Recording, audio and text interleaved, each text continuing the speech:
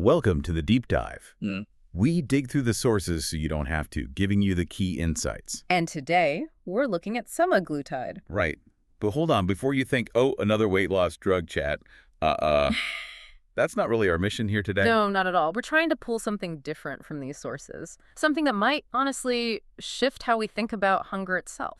Especially, emotional hunger. And uncover maybe a surprising, kind of deeper role for semaglutide in all of this. Exactly. It's like, what if the whole conversation around cravings, weight, willpower, what if it's missing a huge piece? A critical piece, yeah. Because what we found suggests semaglutide doesn't just bring physical changes, it can bring this profound, silence. Silence. Yes, yeah. And that silence, it can lead to some pretty unsettling truths, but also incredibly illuminating ones. Okay, let's get into that. Because, the standard story about weight and hunger is all calories, carbs, discipline. Right. It's always framed as a fight. Your willpower versus the food. But the perspectives we looked at, especially from this guy, Dan Hollis, they turn that on its head. Completely. He argues it's often not really about the food or willpower even. It's something else. Something else. He calls it, get this, emotional amnesia. Wow. Emotional amnesia. What does that actually mean? Like forgetting why you eat emotionally or forgetting how to feel without food? It leans more towards the second one, I think. It's like forgetting the actual feeling that's driving the urge. You can't quite name it, can't process it. So you reach for something Yeah. familiar, like food. Exactly. Something to quiet that unknown discomfort. And that's where Hollis drops this really powerful line. He says, semaglutide gives you silence, and silence gives you truth. Okay. That hits differently. Silence gives you truth. Yeah. Imagine that quiet, especially if your inner world has been full of that constant food chatter, those cravings. It must be jarring. It can be. And this whole view reframes the problem, right? It's not saying people are inherently broken. It says they're confused. Precisely. Confused about what they're actually feeling or needing. And Hollis's approach isn't about dieting rules. It's teaching people how to sit in shame long enough to learn something from it. Sit in shame. That sounds intense. Not like typical advice at all. It's definitely not. It's presented as a different kind of medicine, really. Not about just fixing the surface issue. But how do you sit in shame constructively?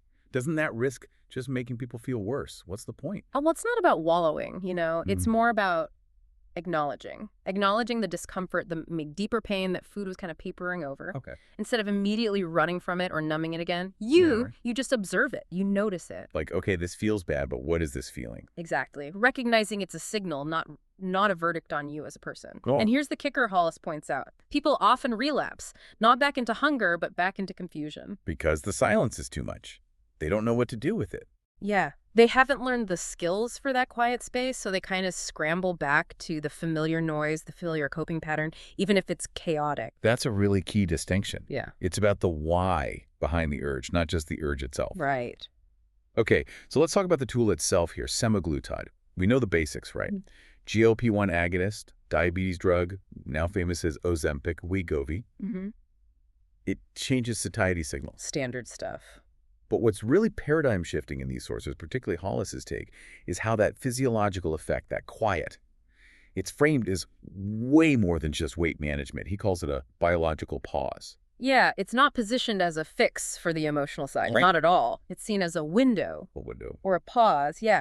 A moment where, as he puts it, food stops talking. Yeah. And for some people, this is described as, the first honest moment they've had in 20 years. 20 years. Just imagine living with that constant internal noise and then silence. It's profound. And think about it, if food has been your go-to, your emotional scaffolding. Scaffolding, like Yeah. holding you up. Yeah. Supporting you through stress, loneliness, boredom, whatever it is. If that scaffolding suddenly gets removed because the drug quiets the cravings, Right. you can feel really exposed. Right. Suddenly you're standing there without the usual support structure. And that's where the sources say the real change begins, in that exposed space. It forces the question, doesn't it? Yeah.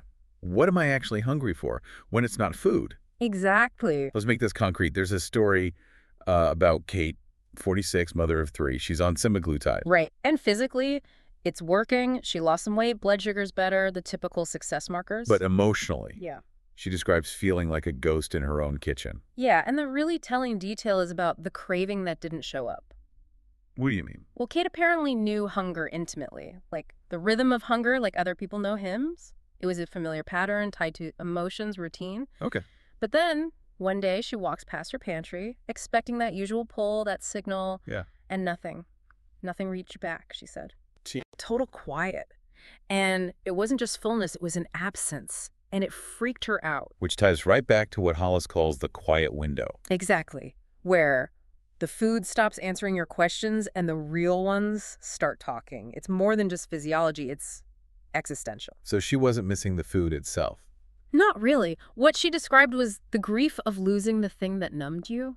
She missed the signal, the rhythm, the story she told herself that ended with feeling full. That sense of predictable comfort, maybe? Probably. She said the house was too quiet, like her own brain was turning into a library after hours. Everything felt raw, like truth now. That's incredibly powerful and maybe scary. Definitely, which is why the sources really emphasize if you feel this unsettling silence, you're not broken. You're just beginning to hear yourself again. Exactly. It's not a side effect to ignore. It's potentially the main event. So, okay, you have this quiet window. What then? You can't just leave people feeling exposed and raw, right? Right. And that's where Hollis's work comes in. He talks about building new scaffolding in that space the drug opens up. New scaffolding. What's that made of? Things like framework, identity, ritual, language. Basically, tools to navigate that quiet space, new ways to find support and meaning. So his work really starts after the drug has done its initial thing. Pretty much. It begins, as the source puts it, when the human sitting across from him begins to hear the echoes of all the years they used food to muffle the deeper questions. When they can finally hear those questions because the food noise is down. Yes. And Yeah. his definition of emotional hunger fits right in. He says it sounds like a craving, but it's actually a question, a need asking to be seen. A question asking to be seen. I like that. So the teaching isn't fight the craving. No, it's observe the craving, not obey it. And then, crucially, try to decode what that hunger really means. Okay, but how? How do you just observe a craving? If you Ah. feel that pull, isn't the instinct just to give in? It takes practice, for sure. It's about creating a tiny pause between the feeling and the action. Just a moment. A breath, maybe. Yeah, exactly, a breath. And in that space, you ask, okay, what's really going on? Am I bored, stressed, lonely, tired? Trying to connect the feeling to the actual underlying need. Instead of just defaulting to food. Right. Because often it ties into what Hollis calls identity disconnection. Meaning. Like when you lose touch with who you really are, maybe what your values are, what truly fulfills you, food can kind of step in as a substitute identity or a way to cope with that void. That makes sense. Yeah. Which leads to another really powerful quote from this work. Which one?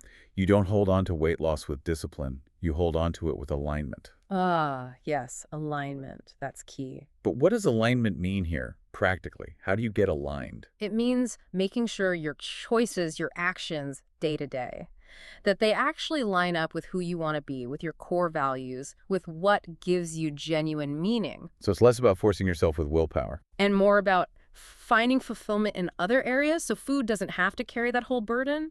It's about rewriting the story people were too full to finish, filling the deeper needs. Okay. So wrapping this up for our listeners, what's the takeaway? I think it's that semaglutide, viewed through this lens, isn't necessarily the miracle pill some might see it as. But it can be a miracle pause. Exactly, a pause button on the noise.